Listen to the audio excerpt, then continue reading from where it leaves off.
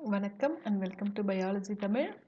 நாம் இன்னைக்கு நம்மளோட வீடியோவில் என்ன பார்க்க போகிறோம் அப்படின்னா டிஎன்பிஜிடிஆர்பி சுவாலஜி நியூ சிலபஸ் படி நம்ம ரெண்டாவது யூனிட் பார்க்க போகிறோம். ரெண்டாவது யூனிட் என்ன அப்படின்னு சொல்லி பார்த்தாக்க பயோகெமிஸ்ட்ரியில் நம்ம இன்னைக்கு என்ன டாபிக் இந்த வீடியோவில் பார்க்குறோம் அப்படின்னாக்க buffer system, oxidation and reduction, redox potential, இதை பற்றியெல்லாம் பார்க்க போகிறோம்.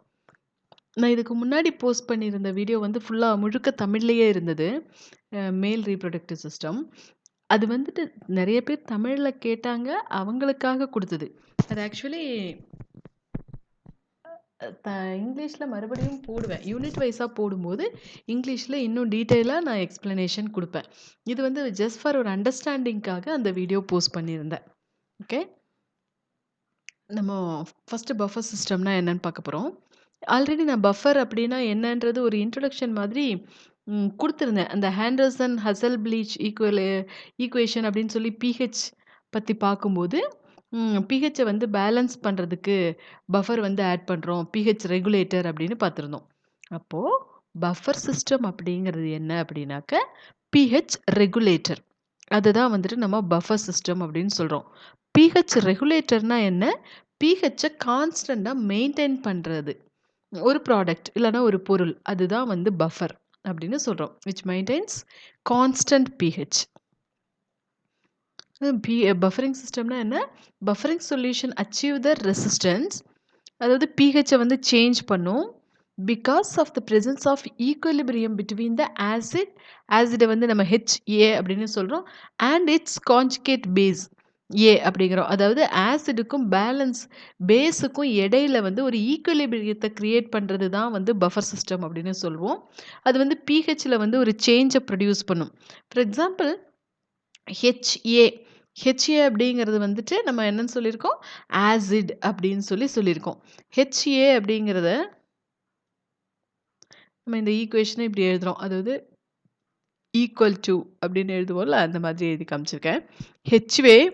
ஹெச்ஏ அதாவது ஆசிட் அப்படிங்கிறது ஹெச் ப்ளஸுக்கும் இந்த ஏ மைனஸ்க்கும் இடையில இருக்கிற ஈக்குலிபிரியம். அதில் ஏ மைனஸ் அப்படிங்கிறது என்ன அப்படின்னாக்க ஹைட்ராக்சில் அயன், அதுதான் ஏ மைனஸ்னு சொல்கிறோம். அதே இந்த ஹெச் ப்ளஸ்ன்னு சொல்கிறோம் இல்லையா, அது என்ன அப்படின்னாக்க ஹைட்ரஜன் அயன், அதுதான் ஹெச் ப்ளஸ்ன்னு சொல்கிறோம். ஹெச்ஏ அப்படின்னா ஆசிட் அப்படின்னு நம்ம இங்கே ஏற்கனவே சொல்லிட்டோம். ஓகே, இப்போ ஒரு பியூர் வாட்டர் எடுத்துக்கிட்டோம் அப்படின்னு சொன்னாக்கா அதோட பிஹெச்சோட அளவு எவ்வளோ இருக்கும் அப்படின்னா 7 இருக்கும். அதை வந்து நம்ம நியூட்ரலில் இருக்குது அப்படின்னு சொல்லுவோம். இப்போ இந்த பியூர் வாட்டரில் நம்ம கொஞ்சம் HCl ஆட் பண்ணுறோன்னு வச்சுக்கோம். இப்போ பியூர் வாட்டர் எடுத்துக்கிறோம், அதில் வந்து நம்ம கொஞ்சம் HCl ஆட் பண்ணோம் அப்படின்னு சொன்னாக்க பிஹெச் வந்து ஏற்கனவே பியூர் வாட்டரில் வந்து 7 இருக்கும். இப்போ பிஹெச் வந்து சேஞ்ச் ஆகி 7 விட கீழே போயிடுது, பிலோ 7க்கு போயிடும். என்ன ஆட் பண்ணால்? கொஞ்சம் HCl ஆட் பண்ணால். ஏன்னா HClோட பிஹெச் வந்து 0லேருந்து 1க்கு இடையில இருக்கும், அதனால அது பிலோ 7க்கு போயிடுது. இதே இதில் இந்த பியூர் வாட்டரில் நம்ம கொஞ்சம் NaOHஐ வந்து ஆட் பண்ணுறோன்னு வச்சுக்கோங்க. அப்படி ஆட் பண்ணோன்னா அதோட பிஹெச் வந்து சேஞ்ச் ஆகி இந்த 7 விட அதிகமாயிரும். பிஹெச் சேஞ்ச் அபவ் 7க்கு வந்து மாறிடும். ஏன் அப்படின்னா இந்த வாட்டர் கூட வந்துட்டு கார்பன் டை ஆக்சைடை வந்து நம்ம ஆட் பண்ணும்போது அது வந்து கார்பானிக் ஆசிடாக வந்து கன்வெர்ட் ஆகுது. வாட்டர் கூட நம்ம கார்பன் டை ஆக்சைடு ஆட் பண்ணும்போது கார்பானிக் ஆசிடாக மாறுது. கார்பானிக் ஆசிடோட பிஹெச் எவ்வளோன்னு சொல்லி பார்த்தாக்கா 6.1 பிஹெச். இது என்ன பண்ணுது? நம்மளோட பிளட்டோட பிஹெச்சை வந்து சேஞ்ச் பண்ணுது. அதனால பிளட்டோட பஃபராக வந்து NaHCO3 வந்துட்டு இருக்கும். ஓகே, இதே மாதிரி பியூர் வாட்டர் எடுத்துக்கிறோம். பியூர் வாட்டர் அப்படின்னு எடுத்துக்கிட்டோம் அப்படின்னு சொன்னாக்க அதோட பிஹெச் வந்துட்டு 7 இருக்கும். நான் ஆல்ரெடி சொன்னேன், இந்த வாட்டர் கூட கார்பன் டை ஆக்சைடு ஆட் பண்ணுறோம், அது வந்து கார்பானிக் ஆசிடாக மாறிடும். அதோட பிஹெச் வந்து 6.1. இது என்ன பண்ணுது? பிளட்டோட பிஹெச்சை வந்து சேஞ்ச் பண்ணிடுது. இப்போ பிளட்டில் பஃபராக இருக்கிறது யார் அப்படின்னா சோடியம் பைகார்பனேட்டு தான் பிளட்டோட பஃபராக இருக்குது. இதே மாதிரி நம்ம மறுபடியும் பிஹெச் 7 இருக்கக்கூடிய வாட்டர் எடுத்துக்கிறோம், பியூர் வாட்டரை. இதில் வந்துட்டு நம்ம கொஞ்சம் HCl ஆட் பண்ணுறோம். இஃப் HCl ஆடட், பிஹெச் வந்து நெவர் சேஞ்ச். பிஹெச் வந்து சேஞ்சே ஆகிறதில்ல, ஏன்னா இட் ரிமைன்ஸ் கான்ஸ்டண்ட்டாக இருக்குது. அதே மாதிரி NaOH கொஞ்சம் ஆட் பண்ணுறோம். அப்பவும் வந்து பிஹெச் நெவர் சேஞ்ச் ஆயிருக்கு. ரிமைன் ஆஸ் சச்சா தான் இருக்கு. இதுக்கு ரீசன் என்ன அப்படின்னு சொல்லி பார்த்தாக்க, இந்த பியூர் வாட்டர்ல வந்து அம்மோனியம் அசிட்டேட்ட வந்து பஃபரா நம்ம முன்னாடியே ஆட் பண்ணிக்கிறோம். அதனால நம்ம HCl ஆட் பண்ணும்போதும் சேஞ்ச் வர்றதில்ல. NaOH ஆட் பண்ணும்போதும் சேஞ்ச் வர்றதில்ல. அந்த பிளட்ட வந்து ஒரு கான்ஸ்டன்ட்டா வச்சுக்கிறது யாருன்னா, இந்த வாட்டர வந்து கான்ஸ்டன்ட் பிஹெச்சா வச்சுக்கிறது யாருன்னா, அம்மோனியம் அசிட்டேட் அப்படிங்கிறத வந்து நம்ம ஆட் பண்றோம். அது வந்து அங்க பஃபரா ஆக்ட் பண்ணுச்சு. அதனால எந்த சேஞ்சும் பியூர் வாட்டர்ல வரல. அதாவது a solution that resists change in pH with strong acid or strong base in the presence of substance called buffer. இப்போ நம்ம அம்மோனியம் அசிட்டேட் அப்படிங்கிறது பஃபர்னு சொன்னேன் இல்லையா, அந்த மாதிரி ஒன்று ஆட் பண்ணிட்டோம்னு சொன்னாக்க அதில் நம்ம ஸ்ட்ராங் ஆசிட் ஆட் பண்ணாலும் சரி, ஸ்ட்ராங் பேஸ் ஆட் பண்ணாலும் சரி, அது வந்து அப்படியே தான் ரெசிஸ்டண்டாக இருக்கும். அதுதான் நம்ம பஃபர் அப்படின்னு சொல்கிறோம். பஃபர் கெப்பாசிட்டி அப்படிங்கிறது என்னன்னா, the capacity of a solution to resist alteration in its pH value is called buffer capacity. Buffer capacity அப்படின்னா என்னன்னா, அந்த பிஹெச் வேல்யூவில் வந்து ஆல்ட்ரேஷனை வந்து ரெசிஸ்ட் பண்ணுறது தான் வந்துட்டு பஃபர் கெப்பாசிட்டி அப்படின்னு சொல்கிறோம். அதாவது buffer solution poses reserve acidity and alkalinity. Buffer வந்து அசிடிட்டியும் தக்க வச்சுக்குது, அல்கலினிட்டியும் தக்க வச்சுக்குது. ஃபார் எக்ஸாம்பிள் நம்மளோட பாடியில் வந்து கேஸ்ட்ரிக் ஜூஸ் இருக்கும். கேஸ்ட்ரிக் ஜூஸோட பிஹெச் எவ்வளோன்னு சொல்லி பார்த்தாக்கா 1. அந்த கேஸ்ட்ரிக் ஜூஸோட நம்ம பஃபர் ஆட் பண்ணுறோம். அது வந்து ரிசர்வ் ஆக்டிவிட்டியாக இருக்கும். அதாவது பிஹெச்சை வந்து சேஞ்ச் பண்ண விடாது. அதுக்காக தான் நம்ம பஃபர் ஆட் பண்ணுறோம். அப்போ அது என்ன பண்ணுது, ரிசர்வ் அசிடிட்டியை வந்து அப்படியே வச்சுக்குது. அதே மாதிரி பேன்க்ரியாட்டிக் ஜூஸ் எடுத்துக்கிறோம். அதோட பிஹெச் வந்து 8.1 இருக்குது. இதுலேயும் வந்து பஃபர் ஆட் பண்ணிக்கிறோம். அதனால அது வந்து ஆல்கலினிட்டியை வந்து அப்படியே ரிசர்வ் பண்ணிக்குது. அப்படியே மாற்ற விடாமல் அப்படியே வச்சுக்குது. இப்போ பஃபர் அப்படின்னு எடுத்துக்கிட்டோம் அப்படின்னு சொன்னாக்க, அந்த பஃபரை வந்துட்டு நம்ம 2ஆ பிரிக்கிறோம். எப்படி 2ஆ பிரிக்கிறோம் அப்படின்னு சொன்னாக்க, ஒன்று வந்துட்டு ஆசிட் பஃபர் அப்படிங்கிறோம், இன்னொன்று வந்துட்டு பேசிக் பஃபர் அப்படின்னு சொல்லி நம்மளோட பஃபரை வந்துட்டு நம்ம 2ஆ கிளாஸிஃபை பண்ணிக்கிறோம். அதில் ஆசிட் பஃபர்னா என்ன, பேசிக் பஃபர்னா என்ன அப்படிங்கிறது நம்ம பார்க்க போகிறோம். பஃபரை எப்படி கிளாஸிஃபை பண்ணிக்கிறோம், ஒன்று வந்து ஆசிட் பஃபர், இன்னொன்று வந்து பேசிக் பஃபர் அப்படின்னு 2ஆ பிரிச்சுக்கிறோம்.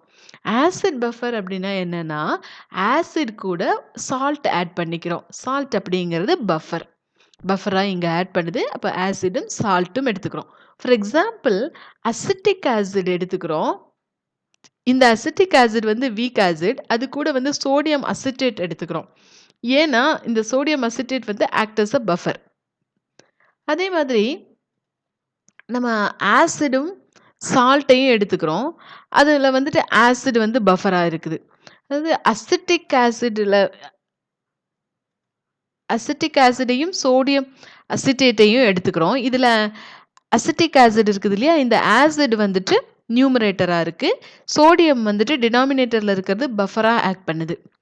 இதே பேசிக் பஃபர் எடுத்துக்கிட்டோம் அப்படின்னு சொன்னாக்க, அமோனியம் ஹைட்ராக்சைடு கூட நம்ம சால்ட் ஆட் பண்ணிக்கிறோம். அமோனியம் ஹைட்ராக்சைடோட NH4 அப்படிங்கிறது அமோனியம் ஹைட்ராக்சைடோட நம்ம சால்ட் ஆட் பண்ணிக்கிறோம். சால்ட் வந்து இங்கே பஃபராக ஆக்ட் பண்ணுது. இப்போது அம்மோனியம் குளோரைடு வந்து ஒரு எக்ஸாம்பிளாக கூட எடுத்துக்கலாம். இங்கே பேஸ் டிவைடட் பை சால்ட், இங்கே வந்து ஆசிட் டிவைடட் பை சால்ட், இங்கே பேஸ் டிவைடட் பை சால்ட். அதை தான் வந்து நம்ம பேசிக் பஃபர் அப்படின்னு சொல்கிறோம். எக்ஸாம்பிள் NH4OH கூட NH4Cl எடுத்துக்கிறோம். இதில் வந்து இந்த பேஸ் அப்படிங்கிறது நியூமரேட்டரில் இருக்கிறத வந்துட்டு நம்ம பேஸ் அப்படின்னு சொல்லி சொல்கிறோம். இந்த மேலே இருக்குது இல்லையா, இதுதான் வந்துட்டு நம்ம நியூமரேட்டர். எப்பயுமே மேலே இருக்கிறது நியூமரேட்டர், கீழே இருக்கிறது டினாமினேட்டர். அப்போது இந்த பேஸை வந்து நம்ம நியூமரேட்டர் அப்படின்னு எடுத்துக்கிறோம், பஃபரை வந்து டினாமினேட்டர்னு எடுத்துக்கிறோம். இப்போ ஒரு பிளட் எடுத்துக்கிறோம் அப்படின்னு சொல்லி எடுத்துக்கிட்டோம்னா, பிளட்டில் யார் பஃபராக இருக்காங்க அப்படின்னு சொல்லி பார்த்தாக்க, பைகார்பனேட்ஸ் தான் வந்து பிளட்டில் பஃபராக இருக்காங்க. யார் பிளட்டில் பஃபராக இருக்காங்க? பைகார்பனேட்ஸ் தான் வந்துட்டு பஃபராக இருக்காங்க. இந்த பைகார்பனேட் அதாவது பிளட்டில் வந்து H2CO3 இருக்குது இல்லையா, அதை வந்து நம்ம எடுத்துக்கிறோம். பிளட்டில் பார்த்தோம்னு சொன்னாக்க H2CO3 இருக்குது. அதோட பிஹெச் வந்து இதோட பிஹெச் வந்து 6.1 நியூமரேட்டர். இது கீழே இருக்கிறது வந்து டினாமினேட்டர். இப்போ இதை எடுத்துக்கிறோம். இப்படிதான் வந்து பிளட்டில் ப்ரெசென்ட் ஆயிருக்கு. இது வந்துட்டு நியூமரேட்டராக இருக்கிறது வந்து ஆசிடாகவும், கீழே இருக்கிறது வந்து பஃபராகவும் இருக்கும். இப்போ செல்லுல மெட்டபாலிசம் நடக்குது அப்படின்னு எடுத்துக்கிட்டோம்னா, செல்லுலேருந்து கார்பன் டை ஆக்சைடு வெளிய வரும். இந்த கார்பன் டை ஆக்சைடு என்ன பண்ணுது, பிளட் பிளாஸ்மால போய் மிக்ஸ் ஆகுது. பிளட் பிளாஸ்மாவும் வாட்டரும் சேர்ந்து H2CO3 மாறுது. இந்த H2CO3 உடைக்கப்பட்டு ஹைட்ரஜன் அயனி தனியாவும், HCO3 அயனி தனியாகவும் இருக்கு. இந்த HCO3 என்ன பண்ணுது, சோடியத்தோட சேருது. சேர்ந்து NaHCO3 கன்வெர்ட் ஆகுது. NaHCO3 அப்படிங்கிறது யாருன்னா, பிளட்ல இருக்கக்கூடிய buffer. Which maintains pH of the blood. பிளட்டோட pH வந்து மெயின்டெயின் பண்ணிக்குது. எப்படி 7.34ல வந்து கான்ஸ்டன்டா இருக்கணும். அங்கங்க மாறாம இருக்கிறதுக்காக இந்த பிளட்ல இருக்கக்கூடிய ஆசிடையும் பேஸையும் பேலன்ஸ் பண்றதுக்காக இந்த NaHCO3 அப்படிங்கிறது பஃபரா நம்மளோட பிளட்ல வந்து ஆக்ட் பண்ணுது. அதே மாதிரி இந்த கார்பானிக் ஆசிட் இருக்கு இல்லையா, இதுக்கும் இந்த பஃபருக்கும் இடையில இருக்கக்கூடிய ரேஷியோ எப்படி இருக்கும் அப்படின்னாக்க, the ratio between NaHCO3 and carbonic acid எவ்வளோ அப்படின்னா 20:1 அப்படின்னு இருக்குது. இப்போ செல் மெட்டபாலிசம் நடக்கும்போது என்னென்னலாம் ஃபார்ம் ஆகுது அப்படின்னு சொல்லி பார்த்தாக்கா, லாக்டிக் ஆசிட் ஃபார்ம் ஆகும், பாஸ்போரிக் ஆசிட் ஃபார்ம் ஆகும், அசிட்டிக் ஆசிட் வந்து ஃபார்ம் ஆகும். இந்த மாதிரி இதெல்லாமே வந்து செல் மெட்டபாலிசத்தில் இந்த ஆசிட்ஸ் எல்லாம் வந்து ஃபார்ம் ஆகுது. இந்த ஆசிட்ஸ் எல்லாம் என்ன பண்ணுது, நம்மளோட பிளட்ல இருக்கக்கூடிய பிளாஸ்மால போய் என்ட்ராகுது. So they enter into blood plasma. Blood பிளாஸ்மால இவ்வளோ ஆசிட்ஸ் போய் என்டர் ஆயிருச்சு அப்படின்னு சொன்னாலே, இதெல்லாம் என்ன பண்ணுது, they try to change pH of the blood. இப்போ பிளட்டோட pH வந்து அது சேஞ்ச் பண்ணுறதுக்கு ட்ரை பண்ணுது. But pH never change. ஏன்னா due to the presence of sodium bicarbonate. நம்மளோட பிளட்டில் ஏற்கனவே சோடியம் பைகார்பனேட் ப்ரெசென்ட் ஆயிருக்கு. அதனால அது என்ன பண்ணுது, பிளட்டோட pH வந்து கான்ஸ்டண்ட்டாக வச்சுக்குது. இந்த மாதிரி எந்த பொருள் வந்து நம்மளோட பிளட்டில் ஆட் ஆனாலும் அந்த பிளட்டோட pH வந்து சேஞ்ச் ஆகாமல் கான்ஸ்டண்ட்டாக அப்படியே இருக்குது. அதுதான் நம்ம பஃபர் அப்படின்னு சொல்லி சொல்கிறோம். ஒரு குட் பஃபராக இருந்துச்சுன்னு சொன்னாக்க என்ன மாதிரியான கேரக்டர்ஸ் எல்லாம் இருக்கணும் அப்படின்னு சொல்லி பார்த்தோன்னா, கேரக்டரிஸ்டிக்ஸ் ஆஃப் குட் பஃபர். ஒரு நல்ல பஃபருக்கு என்னென்ன கேரக்டரிஸ்டிக்ஸ் இருக்குது அப்படிங்கிறத பார்க்க போகிறோம். ஃபர்ஸ்ட்டு வந்து மேக்ஸிமம் பஃபரிங் கெப்பாசிட்டி பிகேஏ அப்படிங்கிறது மேக்ஸிமம் பஃபரிங் கெப்பாசிட்டி. ஒரு பஃபர் அப்படின்னு எடுத்துட்டோம்னா அதுக்கு maximum level of buffering capacity இருக்கணும். அதே மாதிரி மெம்பரேனை வந்து ஈஸியாக ஊடுருவி உள்ளே போகக்கூடியதாக இருக்கணும். Membrane permeability in nature impermeability in nature. மெம்பரேனை வந்து ஈஸியாக பெர்மியபிள் பண்ணி கூடியதாக இருக்கக்கூடாது. இந்த இடத்துல டைப்பிங் மிஸ்டேக்கு. இது வந்து இம்பெர்மியபிலிட்டி. மெம்பரேன் வந்து இம்பெர்மியபிலிட்டி நேச்சராக இருக்கணும். அதாவது ஈஸியாக ஊடுருவி போக முடியாததாக இருக்கணும். நேச்சரில் வந்து நல்ல சாலிபிலிட்டி கெப்பாசிட்டி இருக்கணும். அதாவது குட் சாலிபிலிட்டி இன் நேச்சராக இருக்கணும். அதே மாதிரி ஸ்டெபிலிட்டி, ஒரு நிலைப்பான தன்மை இருக்கணும். அதாவது ரெசிஸ்டன்ஸ் டு என்சைம் அண்ட் நான் என்சைமேட்டிக் ரியாக்ஷன். அந்த என்சைமேட்டிக் அண்ட் நான் என்சைமேட்டிக் ரியாக்ஷனில் இது நல்ல ஸ்டெபிலிட்டியாக இருக்கணும். ஒரு டெம்பரேச்சரோ இல்லை அயோனிக் கம்போஷன் மீடியம் இந்த மாதிரி என்ன இருந்தாலும் அது டெம்பரேச்சருக்கு வந்து எந்த ரெஸ்பான்ஸும் பண்ணக்கூடாது. No response for temperature, ionic composition, இதுக்கெல்லாம் வந்து எந்த ரெஸ்பான்ஸும் இருக்கக்கூடாது ஒரு குட் பஃபராக இருந்துச்சுன்னு சொன்னாக்க. அதே மாதிரி ஆப்டிக்கல் அப்சார்பன்ஸ் அப்படின்னு சொன்னாக்க, buffer should not absorb. Buffer வந்து எதெல்லாம் அப்சார்ப் பண்ணாது அப்படின்னு சொல்லி பார்த்தாக்கா, யூவி லைட், அப்புறம் வேவ் லென்த் வந்து லாங்கர் தேன் 330 நானோமீட்டர், இப்படியெல்லாம் இருக்கக்கூடியதெல்லாம் பஃபர் வந்து அப்சார்ப் பண்ணுறது கிடையாது. அதே ஆப்டிக்கல் அப்சர்வன்ஸ் அப்படின்னு எடுத்துக்கிட்டோம் அப்படின்னு சொல்லி பார்த்தோம்னாக்க தான் இந்த யூவி லைட்டில் வந்து wave length, longer wave length, UV light இதெல்லாம் வந்து அப்சர்வ் பண்ணாது அப்படிங்கிறத பார்த்தோம். அடுத்து ஈஸி ப்ரிப்பரேஷன். இந்த பஃபரை வந்து ப்ரிப்பேர் பண்ணுறதுக்கு நமக்கு ரொம்ப ஈஸியாக இருக்கணும். அதாவது buffer should be easily prepared and purified from inexpensive materials. இதை வந்து ரொம்ப ஈஸியாக நமக்கு ப்ரிப்பேர் பண்ணக்கூடியதாக இருக்கணும். இப்படியெல்லாம் இருந்தால் தான் அது வந்து ஒரு குட் பஃபர் அப்படின்னு எடுத்துக்குவோம். குட் பஃபருக்கு எக்ஸாம்பிள்ஸ் பார்த்தோம் அப்படின்னு சொல்லி பார்த்தாக்க, கோலமைன் குளோரைடு, அசிட்டமைடோகிளைசின், ட்ரைசின், கிளைசினமைடு, இதெல்லாம் வந்து நல்ல ஒரு குட் பஃபருக்கு இருக்கக்கூடிய எக்ஸாம்பிள்ஸ். அடுத்து பஃபரிங் ஏஜென்ட்ஸ்னா என்னன்னு பார்க்க போகிறோம். பஃபரிங் ஏஜென்ட்ஸ் அப்படிங்கிறது to prevent rapid change in pH, when acids or bases are added to the solution. ஒரு சொல்யூஷன்ல நம்ம ஆசிடையோ பேஸையோ ஆட் பண்ணும்போது அந்த பிஹெச்ல வந்து ரேபிட் சேஞ்ச் நடக்காம அதை ப்ரிவென்ட் பண்ணுறதுக்காக நம்ம ஆட் பண்ணக்கூடிய பொருளுக்கு பேர் தான் பஃபரிங் ஏஜென்ட்ஸ் அப்படின்னு சொல்கிறோம். ஃபார் எக்ஸாம்பிள் எடுத்துக்கிட்டோம் அப்படின்னு சொல்லி பார்த்தாக்க நம்ம யூரியாவோட பஃபரிங் ஏஜெண்ட்டை சேர்த்து அக்ரிகல்ச்சரில் நம்ம விவசாயத்தில் பார்த்தோம்னு சொன்னாக்க யூரியாவோட பஃபரிங் ஏஜெண்ட்டை சேர்த்து ப்ரொவைட் பண்ணும்போது அது என்ன பண்ணுது, அசிடிட்டி இல்லைன்னா ஆல்கலினிட்டி வந்து சாயில்ல ஃபார்ம் ஆகுறத தடுக்குது. நம்ம செடிக்கெல்லாம் உரம் யூரியா உரம் போடுவோம். அப்போ வந்து அது சாயிலோட சாயில வந்து அசிடிட்டியாவோ ஆல்கலினிட்டியாவோ கன்வெர்ட் பண்ணிரும். அப்படி பண்ணாம இருக்கிறதுக்காக நம்ம அதில் வந்து ஏதாச்சும் ஒரு பஃபரிங் ஏஜெண்ட் ஆட் பண்ணி போடுறோம். ஃபார் எக்ஸாம்பிள் மோனோபொட்டாசியம் பாஸ்பேட்டை வந்து அப்ளை பண்ணும்போது அதில் வந்து பஃபரிங் ஏஜெண்டாக யூரியா கூட இந்த பொட்டாஷை வந்து நம்ம ஆட் பண்ணிக்கிறோம். அதாவது ஃபர்டிலைசர் யூரியா போடும்போது அது கூட நம்ம மோனோபொட்டாசியம் பாஸ்பேட் ஆட் பண்ணி போடுறோம். ஏன்னு சொன்னாக்க இது வந்து ஒரு பஃபரிங் ஏஜெண்ட்டாக இருக்குது. இது நம்ம வீட்டிலேயே வந்து உரம் போடும்போது ஃபர்டிலைசர்ஸ் யூஸ் பண்ணும்போது இந்த யூரியா வாங்கும்போதே பொட்டாஷியம் சேர்த்து வாங்கிட்டு வந்து தான் போட்டிருப்போம். நீங்கள் எல்லாருமே அதை யூஸ் பண்ணியிருப்பீங்க. அதனால் இது மறக்காது. Next buffering agent in human functioning in acid base. நம்மளோட பாடியில் இதே மாதிரி பஃபரிங் ஏஜெண்டாக ஃபங்க்ஷன் பண்ணுறது என்ன அப்படின்னு சொல்லி பார்த்தாக்க அந்த ப்ராசஸ்க்கு பேர் தான் நம்ம ஹோமியோஸ்டாசிஸ் அப்படின்னு சொல்லி சொல்கிறோம். அடுத்தது நம்ம என்ன பார்க்க போகிறோம் அப்படின்னாக்க எக்ஸ்ட்ரா செல்லுலார் ஏஜென்ட்ஸ். அதாவது நம்ம பஃபரிங் ஏஜென்ட்ஸ் பார்த்துட்டு இருந்தோம்.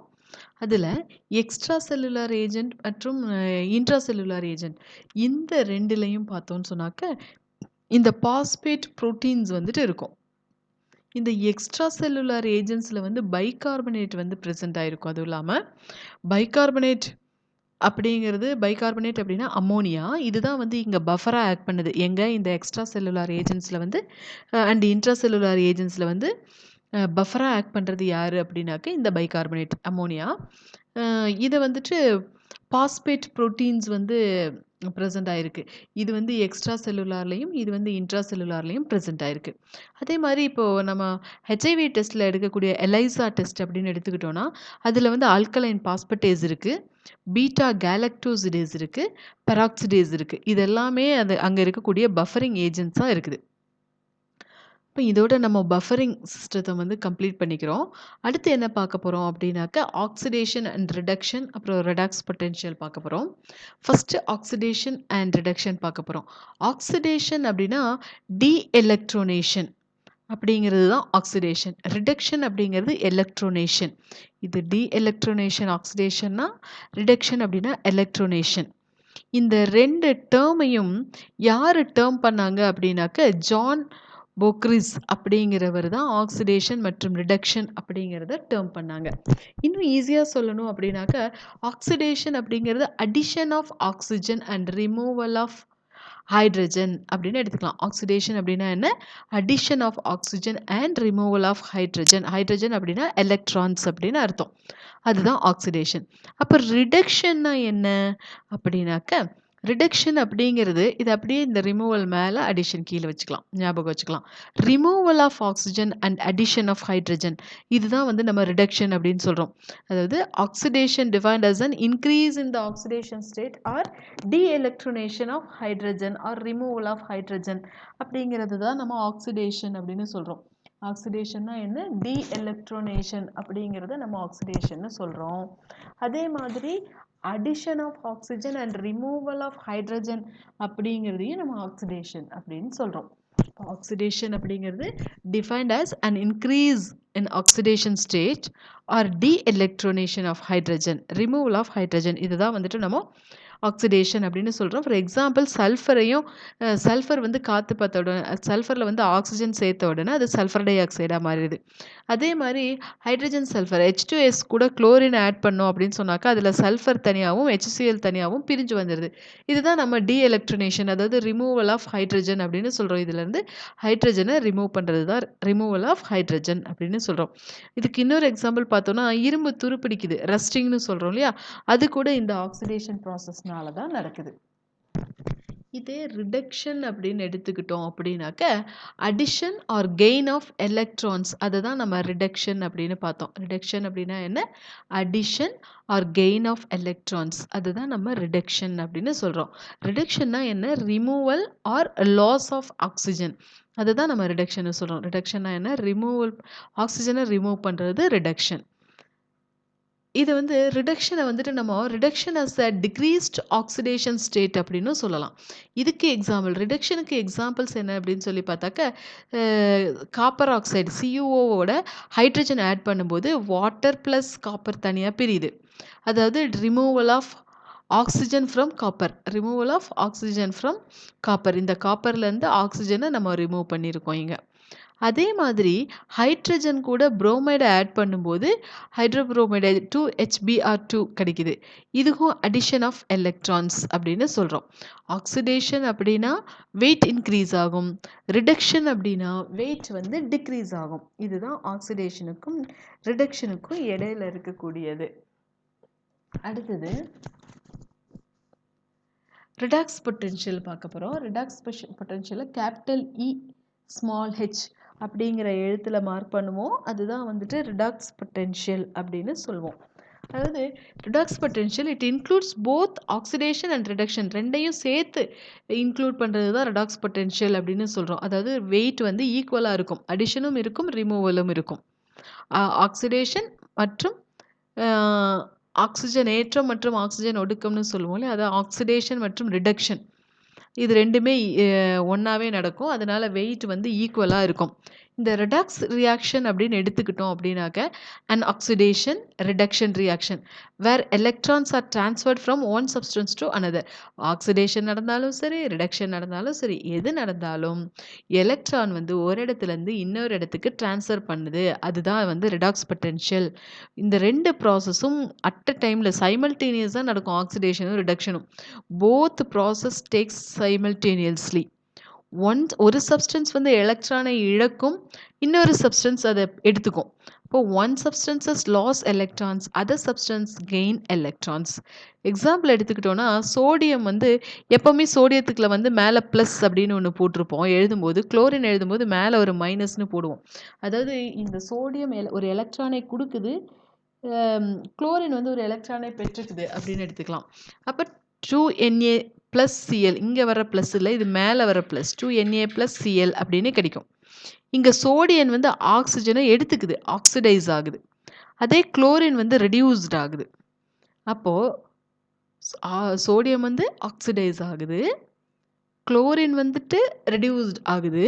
ஸோ ரிடாக்ஸ் பொட்டென்ஷியலில் வந்துட்டு நம்ம ஆல்சோ கால்டஸ் ஓஆர்பி அப்படின்னு சொல்கிறோம். ஓனா ஆக்சிடேஷன் ரிடக்ஷன் பொட்டென்ஷியல் அப்படின்னு கூட சொல்லலாம் இந்த ரிடாக்ஸ் பொட்டென்ஷியலை, இஹெச் அப்படிங்கிறத. இந்த ரிடாக்ஸ் பொட்டென்ஷியலை மெஷர்ட் இன் மில்லி வோல்ட்டை யூஸ் பண்ணி தான் நம்ம இந்த ரிடாக்ஸ் பொட்டென்ஷியலை மெஷர் பண்ணுறோம். இதை வந்து எம்வி அப்படின்னு எடுத்துக்குவோம். So E0 equal to standard redox potential. Standard redox potential அப்படிங்கிறத கேபிட்டல் E0 அப்படின்னு எடுத்துக்குவோம். In higher E0 means there is a greater tendency of reduction occur. அங்கே E0 வந்து அதிகமாக இருந்துச்சுன்னு சொன்னாக்க ரிடக்ஷனும் அதிகமாக இருக்கும். இன் லோவர் E0 இதே இது கம்மியாக இருந்துச்சுன்னு சொன்னாக்க கிரேட்டர் டெண்டன்சி ஆஃப் ஆக்சிடேஷன் நடக்கும். அதாவது E0வோட வேல்யூ வந்து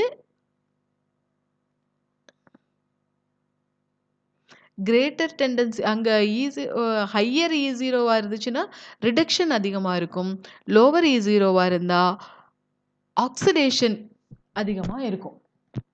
இப்போ ஆக்சிடைசிங்க்கும் ரிடக்ஷனுக்கும் இருக்கக்கூடிய ஏஜென்ட்ஸ் பார்க்க போகிறோம். Oxidising and reducing agents. In redox reaction ஒரு சப்ஸ்டன்சஸ் வந்து loses electrons and other substances takes of the electrons. இதை தான் நம்ம முன்னாடியே பார்த்தோம். ஒரு சப்ஸ்டன்ஸ் வந்து ஒரு சப்ஸ்டேட் வந்து ரெடியூசிங் ஏஜென்ட், அதாவது ரெடக்டண்ட்டாக இருக்கும். அந்த சப்ஸ்டன்ஸ் டோனராக இருக்கலாம், அதாவது எலக்ட்ரானை லாஸ் பண்ணும். இன்னொரு சப்ஸ்டேட் பார்த்தோம்னு சொன்னாக்கா ஆக்சிடைசிங் ஏஜென்ட்டில் இது வந்து எலக்ட்ரானை வந்து டேக்ஸ் அப் பண்ணும். அதை வந்து நம்ம ரிசப்டார் அப்படின்னு சொல்லி எடுத்துக்குவோம். இது ரெண்டும் அட் அ டைமில் நடக்கும். ஆக்சிடைசிங் ஏஜென்ட்ஸ் அப்படிங்கிறதுக்கு பார்க்குறதுக்கு முன்னாடி இப்போ ஒரு சப்ஸ்ட்ரேட் வந்து வெளிவிடுறத 2 சப்ஸ்ட்ரேட் இருக்கும்னு சொன்னேன் இல்லையா? ஒரு சப்ஸ்ட்ரேட் டோனரா இருப்பாங்க. இன்னொரு சப்ஸ்ட்ரேட் வந்து ரெசிப்பியன்ட்டா இருப்பாங்க. டோனரா இருக்கிறவங்க எலக்ட்ரானை இழப்பாங்க, லாஸ் பண்ணுவாங்க. ரிசெப்டரா இருக்கிறவங்க டேக்ஸ் அப் பண்ணுவாங்க எலக்ட்ரான. இப்ப அந்த சப்ஸ்ட்ரேட் 1ல இருந்து வெளிவிடக்கூடியத சப்ஸ்ட்ரேட் 2 வந்து வாங்கிக்கும். இப்ப அந்த சப்ஸ்ட்ரேட் 1ல இருக்கக்கூடிய எலக்ட்ரான் டோனர், சப்ஸ்ட்ரேட் 2 வந்துட்டு எலக்ட்ரான் ரிசெப்டார் அப்படின்னு சொன்னேன். இந்த சப்ஸ்ட்ரேட் 1 வந்து ஹைட்ரஜன குடுக்கறதுனால அத ரெடியூசிங் ஏஜென்ட் இல்லன்னா ரிடக்டன்ட்ன்னு சொல்லுவோம். அதே மாரி அந்த 2வது சப்ஸ்டன்ட் இருக்குது இல்லையா? அத வந்து எலக்ட்ரான வந்து டேக்ஸ் அப் பண்ணும் இல்லையா? அது வந்து ஆக்சிடைசிங் ஏஜென்ட் அப்படின்னு சொல்லி சொல்றோம். ஏன்னா அது வந்து வாங்கிக்குது. அப்போ சப்ஸ்ட்ரேட் வந்து எலக்ட்ரான வெளிய விடுது. முதல் சப்ஸ்ட்ரேட். இன்னொரு சப்ஸ்ட்ரேட் வந்து எலக்ட்ரான எடுத்துக்குது. இப்படி தான் இந்த ஆக்சிடைசிங், ரெடியூசிங் ஏஜென்ட் வந்து ஆக்ட் பண்ணுது. ஆக்சிடைசிங் ஏஜென்ட் அப்படின்னாக்க, தி substance that takes up the electrons called oxidising agent R accident. Oxidising agent அப்படின்னு சொன்னாக்க, யார் எலக்ட்ரான வந்து டேக்ஸ் அப் பண்ணாங்களோ, அவங்கள தான் வந்து நம்ம ஆக்சிடைசிங் ஏஜென்ட் இல்லன்னா ஆக்சிடென்ட் அப்படின்னு சொல்றோம். அதாவது எலக்ட்ரோனேட்டட் டேக்ஸ் பிளேஸ் நடக்கும் இங்க. ஃபார் எக்ஸாம்பிள் சோடியம் கூட குளோரினை வந்து ஆட் பண்ணுறோம் அப்படின்னாக்க சோடியம் குளோரைடு கிடைக்கும். அதில் சோடியம்ங்கிறது ரெடியூசிங் ஏஜெண்டாக இருக்கும். சோடியம் குளோரைடில் ஒன்றா ஆட் பண்ணதுக்கப்புறமா அந்த குளோரைடு வந்து ஆக்சிடைசிங் ஏஜெண்டாக இருக்கும். ரெடியூசிங் ஏஜென்ட் அப்படின்னு எடுத்துக்கிட்டோம் அப்படின்னாக்க, the substances that losses the electrons. Reducing ஏஜென்ட்ல சப்ஸ்டன்ஸ் என்ன பண்ணுது? எலக்ட்ரான்ஸை லாஸ் பண்ணுது. அதை வந்து டி எலக்ட்ரோனேட்டட் அப்படின்னு சொன்னோம். இப்போ நான் சொன்ன எக்ஸாம்பிள் தான் இது. சோடியத்தை வந்து நம்ம ரெடியூசிங் ஏஜெண்டாக எடுத்துக்கிறோம். குளோரினை வந்து அது கூட ஆட் பண்ணுறோம். அப்போ 2NaCl கிடைக்கும். இங்கே Cl வந்து ஆக்சிடைசிங் ஏஜெண்டாக ஆக்ட் பண்ணுது. அதே மாதிரி ஆக்சிடைசிங் ஏஜென்ட் அப்படின்னு அதுக்கும் ரெடியூசிங் ஏஜென்ட்டுக்கும் இடையில இருக்கக்கூடிய டிஃப்ரென்ஸ் பார்க்க போகிறோம். அதில் ஃபஸ்ட்டு வந்து ஆக்சிடைசிங் ஏஜென்ட்னா என்னன்னு பார்ப்போம். அதாவது ஆக்சிடைசிங் ஏஜென்ட் அப்படிங்கிறது எலக்ட்ரானை ஏற்றுக்கிறவங்க, எலக்ட்ரான் அக்செப்டாஸ் தான் வந்து ஆக்சிடைசிங் ஏஜென்ட் அப்படின்னு சொல்கிறோம். இதை வந்து ஆக்சிடென்ட் அப்படின்னு சொல்லுவோம், இல்லைனா எலக்ட்ரோனேட்டட்னு சொல்லுவோம். இதுக்கு எக்ஸாம்பிள் என்னன்னு சொல்லி பார்த்தாக்க, யாரெல்லாம் எலக்ட்ரான்ஸை அக்செப்ட் பண்ணிக்கிறாங்க அப்படின்னா oxygen, bromine, chlorine, H2O2, HNO3, H2SO4, KMNO4, K2CR, Cr207 அப்படின்னாக்க பொட்டாசியம் குரோமோனேட் இதெல்லாம் வந்து ஆக்சிடைசிங் ஏஜென்ட்டுக்கு எக்ஸாம்பிள்ஸ். இதே ரெடியூசிங் ஏஜென்ட் அப்படின்னா இதை வந்து எலக்ட்ரான் டோனர்ஸ்னு சொல்லுவோம், இல்லைனா ரிடக்டன்ட் அப்படின்னு சொல்லுவோம். அப்படியும் இல்லைனா டி எலக்ட்ரோனேட்டட் அப்படின்னு சொல்லலாம். இதுக்கு எக்ஸாம்பிள் என்ன அப்படின்னு சொல்லி பார்த்தாக்க H2, H2S, Na, SO2, Zn, Mg, Fe, Al, Li lithium இதெல்லாமே வந்துட்டு ரெடியூசிங் ஏஜென்ட்டாக ஆக்ட் பண்ணுது. இதே ரிடாக்ஸ் ரியாக்ஷன் வந்து டேக்ஸ் பிளேஸ் இன் அ செல்லில் வந்து ரிடாக்ஸ் பொட்டென்ஷியல் நடக்கும்போது potential difference that means E0 செல்லுக்கும் E0 கேத்தோட்லேருந்து E0 செல்லு கண்டுபிடிக்கணுமா, அதாவது அந்த டிஃப்ரென்ஸ் பொட்டென்ஷியல் E0 அப்படிங்கிறது செல்லுக்கு கண்டுபிடிக்கணுமா இருந்தால் கேத்தோட்ல இருந்து ஆனோட மைனஸ் பண்ணோம் அப்படின்னு சொன்னாக்க அப்படி தான் வந்து கிடைக்குது அப்படின்னு வச்சுக்கலாம். இல்லைனா இந்த E0 is equal to E0 sell is equal to E0 cathode which is equal to E0 anode அப்படின்னு சொல்லலாம். அதாவது ரிடக்ஷன் ஆக்சிடேஷன் ரெண்டும் சேர்ந்த ப்ராசஸ். இன் பாஸ்பாரிலேஷன் இல்லைனா செல்லுலார் ரெஸ்பிரேஷன் அப்படின்னு எடுத்துக்கிறோம். அதுதான் வந்து ETC எலக்ட்ரான் டிரான்ஸ்போர்ட் சிஸ்டம் அப்படின்னு சொல்கிறோம். In both oxidation and reduction occur simultaneously. Electron transport சிஸ்டத்தில் ஆக்சிடேஷனும் ரிடக்ஷனும் ரெண்டும் அட் அ டைமில் சைமல்டேனியஸாக நடக்குது அப்படின்னு சொல்லி இதோட இந்த வீடியோவை நான் கம்ப்ளீட் பண்ணுறேன். தேங்க்யூ. இந்த வீடியோ உங்களுக்கு பிடிச்சிருந்துச்சுன்னா வீடியோ சப்ஸ்கிரைப் பண்ணுங்கள், உங்கள் ஃப்ரெண்ட்ஸுக்கு ஷேர் பண்ணுங்கள். டவுட்ஸ் இருந்தால் கமெண்ட்ஸில் சொல்லுங்கள். எனக்கு நேரம் கிடைக்கும்போது உங்களோட கமெண்ட்ஸுக்கு நான் ரிப்ளை கொடுப்பேன். அடுத்து இன்னும் ஒரே ஒரு டாபிக் தான் பயோகெமிஸ்ட்ரியில் இருக்குது, அதாவது ஐசோமெரிசம் அண்ட் பாண்ட்ஸ். அந்த பாண்ட்ஸோட டைப்ஸு அதை நான் அடுத்த வீடியோவில் நாளைக்கு போட்டு இதோட பயோகெமிஸ்ட்ரியை வந்து நான் கம்ப்ளீட் பண்ணிடுவேன். அடுத்து ஃபிசியாலஜி தொடங்கலான்னு இருக்கேன். Okay, thank you.